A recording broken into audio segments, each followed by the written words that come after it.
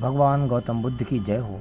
त्रिपिटक के इस श्रृंखला में जिसमें हम मध्यम निकाय दीर्घ निकाय समाप्त कर चुके हैं, अब हम पहुंच गए हैं जातक कथाओं की ओर। इस वीडियो में हम आपको जातक कथाओं में से कुछ विशिष्ट जातक कथाएं सुना रहे हैं। हर एक वीडियो में एक जातक कथा आपको मैं सुनाऊंगा, इसलिए इस चैनल को सब्सक्राइब कर लीजिए तथा लाइक करना ना भूलें और कमेंट करके बताएं कि आपको ये जातक कथाएं कैसी लग रही हैं। जातक कथाएं जो कि धर्मानंद कौशंबी जी के द्वारा अनुवादित हैं, वो जातक कथाएं आपके सामने प्रस्तुत करी जा रही हैं। भगवान गौतम बुद्ध की जय हो। एकांत में इसका श्रवण करें। सुख विहारी जातक। प्राचीन काल में वाराणसी के राजा ब्रह्मदत्त के समय में बोधिसत्व ने एक औदिच्य ब्राह्मण के घर में जन्म लिया था। उन्होंने यह समझकर कि काम सदा दुखदाई और निष्क्रमण सदा सुखदाई होता है, काम का परिहार किया, यानी कि काम को उन्होंने त्याग दिया, छोड़ दिया और वे हिमालय की ओर चले गए। यानी कि जहाँ सभी जाते हैं अपनी तपस्या को करने के लिए हिमालय की ओर चले गए। वहाँ उन्होंने प्रवज्ञा ग्रहण कर ली। प्रवज्ञा बौद्ध धर्म में जब व्यक्ति कोई गृहस्थ जीवन को छोड़ करके संघ की शरण में जाता है उसको प्रवज्ञा कहा जाता है, और ध्यान आदि के 8 फलों और संपत्तियों के अधिकारी हुए। यानी कि जो ध्यान के समस्त तरीके थे, जो भी धर्म की कैटेगरी हैं, उन सारी कैटेगरी में उन्होंने तपस्या करके जीवन को अर्जित किया। वह 500 तपस्वी उनके शिष्य भी हो गए। एक बार वर्षा ऋतु में बोधिसत्व अपने शिष्यों को लेकर हिमालय से नीचे उतरे और नगरों तथा जनपदों में भिक्षा मांगते हुए वाराणसी पहुँचे। वहाँ उन्होंने राजा के उद्यान में अतिथि रूप में रहकर वर्षा के 4 मास बिताए। जैसा कि आप सभी को पता है कि बौद्ध धर्म के जितने भी भंते होते हैं वो लोग वर्षा मास में एक जगह स्थायी होकर के वर्षा ऋतु बिताते हैं।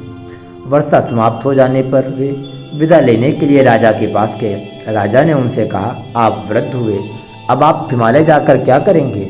अपने शिष्यों को आश्रम में भेज दीजिए और आप यहीं सुख से निवास कीजिए। इस प्रकार राजा के अनुरोध करने पर बोधिसत्व अपने सबसे बड़े शिष्य से कहा, इन 500 शिष्यों की रक्षा का भार तुम्हीं पर छोड़ता हूँ। ध्यान, धारणा आदि के 8 फल या संपत्तियाँ इस प्रकार हैं, जिसका उल्लेख ऊपर किया गया था। 4 प्रकार का ध्यान समापत्ति, आकाश के अनंत का ज्ञान, विज्ञान की अनंतता का ज्ञान और आकिंच या शून्य तत्व की उपलब्धि, और नैव संज्ञान संज्ञा भाव अर्थात वह अवस्था जिसमें यह ज्ञान होता है कि संज्ञा भी नहीं है, असंज्ञा भी नहीं है और चित्त सदा समाहित होता है। नैव संज्ञान संज्ञा भाव का दीघ निकाय में बहुत अच्छे तरीके से वर्णन किया गया है। आप चाहें तो जो प्लेलिस्ट में दीघ निकाय का भाग है उसको जाकर के समझ सकते हैं। तुम इन लोगों को लेकर हिमालय चले जाओ, अब मैं यहीं रहूँगा। बोधिसत्व का बड़ा शिष्य पहले राजा था। उसने राज्य का परित्याग करके प्रवज्ञा ग्रहण की थी और ध्यान, धारणा आदि के बल से वह 8 प्रकार के फलों यानी कि संपत्तियों का अधिकारी हुआ था। आचार्य की आज्ञा से हिमालय चला गया और वहीं रहने लगा। कुछ दिनों तक वहाँ रहने के उपरांत एक दिन आचार्य के दर्शनों के लिए उसका चित्त बहुत व्याकुल हुआ। उसने तपस्वियों से कहा, तुम लोग यहीं रहो, मैं एक बार जाकर आचार्य के चरण स्पर्श करूँ। वहाँ से चलकर वह वाराणसी पहुँचा और आचार्य को प्रणाम करके पास ही पड़ी हुई एक चटाई पर सो गया। इतने में उनसे भेंट करने के लिए राजा भी वहाँ आ पहुँचा और उन्हें प्रणाम करके पास ही बैठ गया। पर राजा के आने पर भी वह तपस्वी उठकर नहीं बैठा, लेटा ही रहा और लेटे लेटे कहता रहा, आह कैसा सुख मिल रहा है, आह कैसा सुख मिल रहा है। राजा ने मन में सोचा कि तपस्वी मेरी अवज्ञा कर रहा है। उसने कुछ दुखी होकर बोधिसत्व से कहा, प्रभु जान पड़ता है कि इन तपस्वी ने बहुत अधिक भोजन कर लिया है, नहीं तो ये इस प्रकार पड़े पड़े सुख सुख ना चिल्लाते। बोधिसत्व ने उत्तर दिया, महाराज ये तपस्वी भी पहले आपकी ही भांति राजा थे, पर इस समय इनको जो सुख मिल रहा है वह राजा रहने की दशा में भी इनको कभी ना मिला था।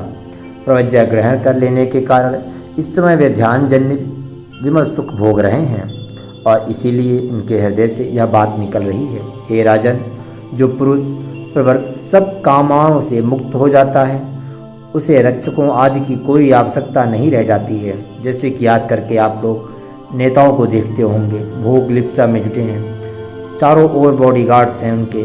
ये उसी परिप्रेक्ष्य में बात की जा रही है। उसे रक्षक को आज की कोई आवश्यकता नहीं रह जाती है और वह सदा अपार सुख भोगता रहता है। कामादि से मुक्त पुरुष ही वास्तव में सुख भोग करता है। बोधिसत्व से इस प्रकार का धम्मोपदेश सुनकर राजा संतुष्ट हो गया और उन दोनों को प्रणाम करके वहाँ से चला गया। तपस्वी की आचार्य से विदा होकर हिमालय चला गया। बोधिसत्व वहीं वाराणसी में रह गए और कुछ दिनों के उपरांत शरीर त्याग कर ब्रह्मलोक में चले गए।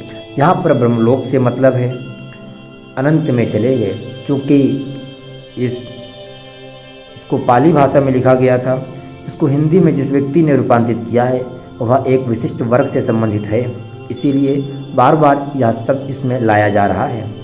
भगवान तथागत की जय हो, गौतम बुद्ध की जय हो। मैं इस सूत्र को यहीं पर विराम करता हूँ। यह जातक कथा समाप्त।